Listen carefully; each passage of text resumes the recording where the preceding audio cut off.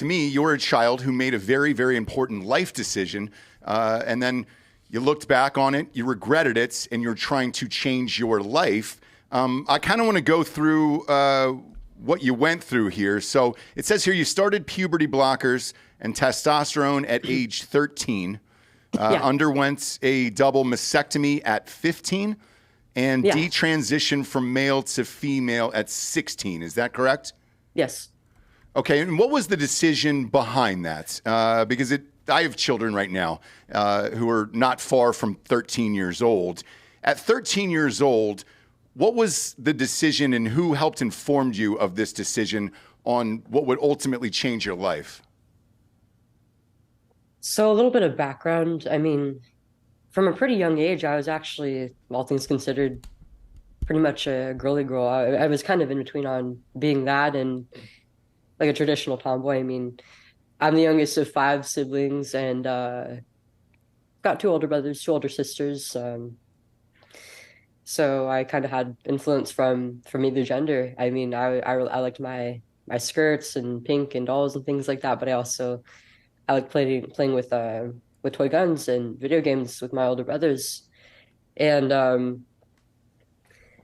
I am on the spectrum. I did growing up struggle a bit with socializing and making friends, especially with other girls my age. I found that I fit in more with the boys and the girls.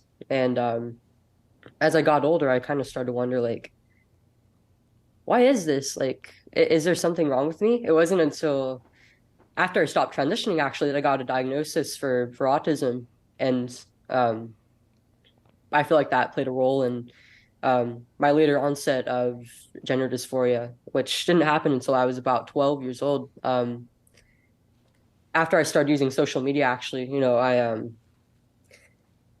I wasn't very close to other women growing up, and I would often hear things like, "Oh, being a woman is just so terrible. Like you hit puberty, and then you have to deal with like all this stuff happening to your body. Like you start getting these periods, and they're so painful and terrible, and then you're able to get pregnant, and it sucks, and then there's childbirth, which is so painful, and then you go through menopause, and it's all just so terrible, and nobody ever talked about the good things that really came with that. And I kind of saw this amplified on social media.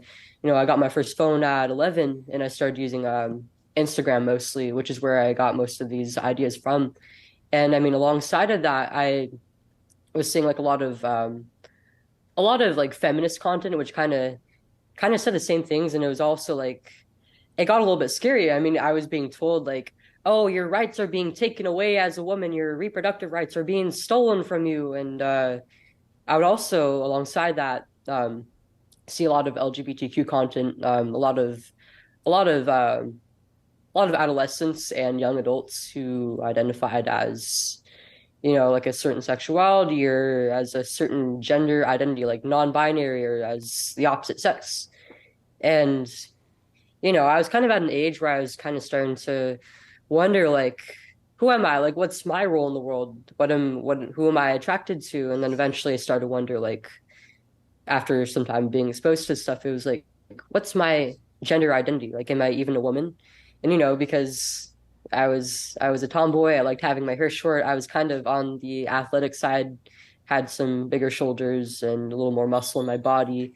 And I also had some body image issues because of that, actually. Like, I grew up in the age of like thick, curvy, bottom heavy, things like that. And I would see a lot of these unrealistic images of women online. I would like compare myself to this and it'd be like, why do I not look like this? There's something wrong with me. Like, I feel like I just felt like I wasn't enough as a girl and that I would never, that I would never be pretty and that I would never match up to any of these ideals and I even thought that I actually looked better off as a boy. And I mean, there are a lot of factors that kind of played into the development of my gender dysphoria. And one day I decided like, I'm not really like any of the other girls, and I think I might actually be a boy. And I started to play around with my expression a little. I started cutting my hair shorter. Gradually, as time went on, I started buying more clothing from the boys' department, and eventually I came out to some people who I was closer to at school, and then my older sister, and eventually my parents. I wrote a letter to them, and I left it on the coffee table. I didn't. I knew it would be kind of a shock for them to hear that from their own kid. Um, and I kind of wanted to allow them some time to think it over before we had that conversation face to face. And I mean, initially they were surprised, they were shocked, and Hmm. I mean they knew I was like a bit of a tomboy, but they weren't really. I mean, no parent would really expect to hear this, I don't think. No, not But not at all. they Yeah, and being a parent myself, one, I can imagine how difficult it was from your side to do this. Two, I can understand how difficult it is as a parent to read something like this. What was their first response to you, and what was the first conversation they had after you had given them this letter? I mean they wanted to support me, but they were also concerned like where these feelings were coming from. They wanted to get to the bottom of it. So they we decided that I would start seeing a therapist So it started because seeing yeah. a therapist first, Mhm. and in therapy, this is relatively new here. What we're going through and what we're seeing here within the last 10 to 15 years. Was this therapist suggested by your parents or by a doctor, a licensed physician? Who's the one that Um told you to go see a therapist? well, my parents thought of it as like a mental health issue, so they wanted to kind of see where it stemmed from. I don't remember. I was a kid at the time, so I couldn't really like seek out a therapist for myself.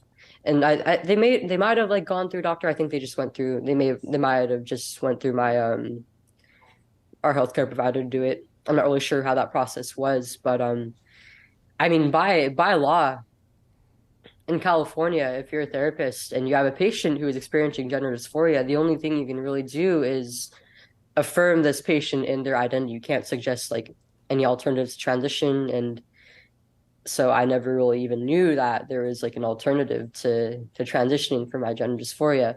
And I was kind of just allowed to believe that I was actually a boy, which obviously wasn't true, but I mean I kind of over time fell into a delusion, and it was never really questioned. And um I feel like living a lie for so long eventually led to me um kind of going into a downward spiral. But so my first therapist he never really did anything. It was just kind of like I told him like my preferred name and that I wanted to be a boy, and he was kind of just like, okay. And he never really addressed like any of my background, like what was going on at home or at school. So I actually was dissatisfied with him after some time. Eventually he stopped I don't know what happened. Like either he got like fired or he transferred somewhere else. And then I had a new therapist, and I also had like a gender specialist who I think was the one who did the diagnosis for gender dysphoria. Either that or she was just the person who kind of like referred me between um like other physicians and other services. But so I got the diagnosis, and it was like, great, I already know that I had this condition, and I kind of want to get things started because before I came out to my parents, I did a little bit of research on gender dysphoria and transitioning, and at the time there wasn't nearly as much information available on transitioning as there is now, and certainly not anybody really speaking against it, especially in children. Um, and the way it was presented to me, not only by the resources I had online, like a bit like both social media websites, not really the most reliable, but also like official medical resources and also my own healthcare provider, it was kind of like, oh yeah, dysphoria is um can't be the only means of treating it is by transitioning, and transgender people actually are the sex that they claim to be. And so I started, I saw this as like I have a condition and it needs to be treated. And I was convinced that I would through doing this, I would become more whole, Mm. become my real self, the version of myself that I envisioned in my head. Um, and so I started telling my parents, like, I really want to go on hormones. And they were like, okay, so we want to be supportive of you, but we don't understand why you are pushing on this so hard. Like you're 13, it can wait a little bit. I think we should wait until, you're really capable of making this decision. Um, and at first I kind of just brushed off as like, oh, they don't really understand. They're, you know, um, and so at another appointment with either one of my therapists or the gender specialists, they were actually told that transitioning is the way of treating dysphoria, and if I wasn't allowed to go through with it as I wanted to, then I would be at risk of suicide. So they basically coerced my parents into allowing this. So at any point in this process, did any adult, whether parent or professional medical person, say, "Hey, maybe, this isn't the right thing to do"? Or to wait until perhaps you're 18 years old, because this is a huge decision to make at that age. Yeah, so the majority of the adults around me didn't really speak against this, but I did. The first endocrinologist who I was referred to when I was seeking hormones and blockers actually didn't allow me to go on them. He said that there might be concerns for my brain development, like there isn't enough research on this area, especially in children. But pretty much immediately after, I was just referred to another endocrinologist who, after about 2 to 3 appointments, got me on hormones. And then one of my older brothers actually,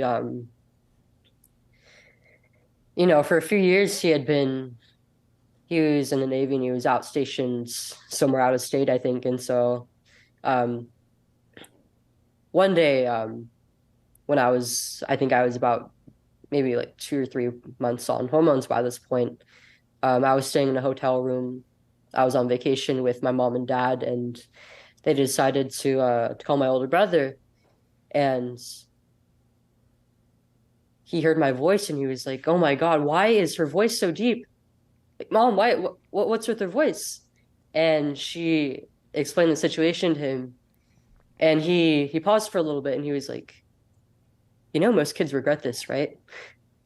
That was a really uncomfortable situation, and I kind of just left the room and just dismissed it as him like being transphobic or bigoted or whatever. But he was right, and even if I didn't really like it that much at the time, I'm really thankful that he tried to